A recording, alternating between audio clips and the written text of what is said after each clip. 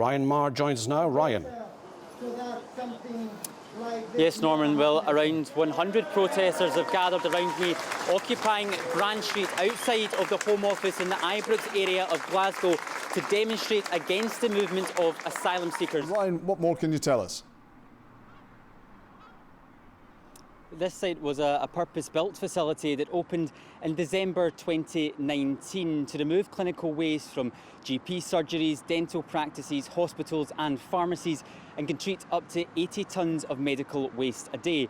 Now, fire services are still on site. The wind has been so bad at Ardrossan Harbour that the device used to measure its speed broke here overnight. The conditions really speak for themselves, and for as long as the wind and the waves keep crashing in here, expect no ferries in or out. Despite messaging from police, the government and Rangers Football Club to supporters to not gather in large crowds, it's a carnival atmosphere here at Ibrox. And even though they have been warned, supporters say it's an opportunity they couldn't miss out on. Lighthouse is also offering new opportunities.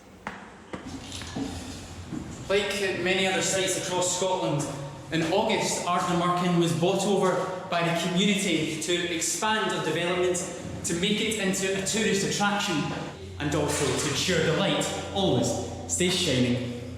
Our reporter Ryan Maher is on Glasgow Green.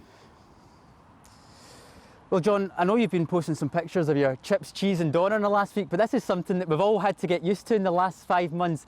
We've all had to change our workouts to get into the outdoors, into outdoor gyms, and even into our living rooms when gyms slammed shut exactly 23 weeks ago. Around 1,000 fans are here at Partick Thistle's stadium today, and with Scotland set to move to level 0 restrictions in just over a week's time, there's hope for more fans at events like this in the near future. Start with Ryan Maher from STV.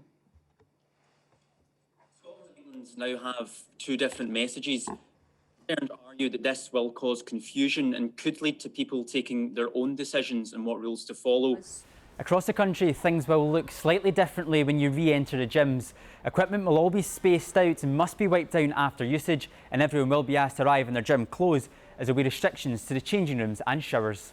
Joe has been sharing videos on the Queen Elizabeth Emergency Department Facebook page to try and liven spirits for those on the front line.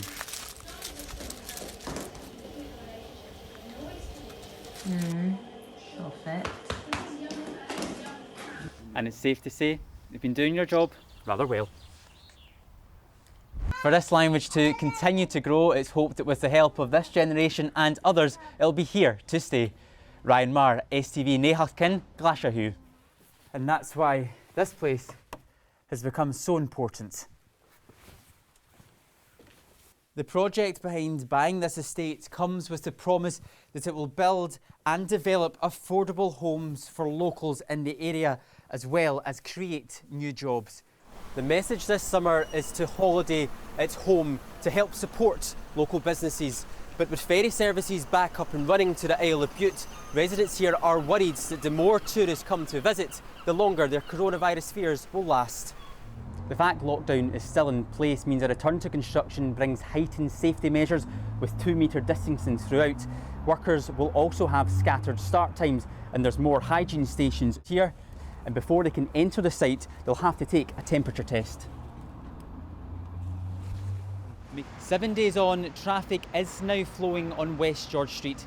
Campaigners are urging for a change to the asylum system, but private contractors Mears, who run housing for asylum seekers in Glasgow, haven't responded. During their migration from Arthur Seat into Dunsapie Loch, the male toads tries to catch a lift on top of the larger females, like here in my hand.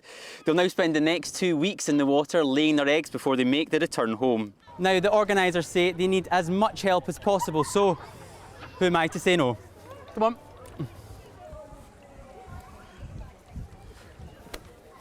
Ready? Ryan Maher, STV News.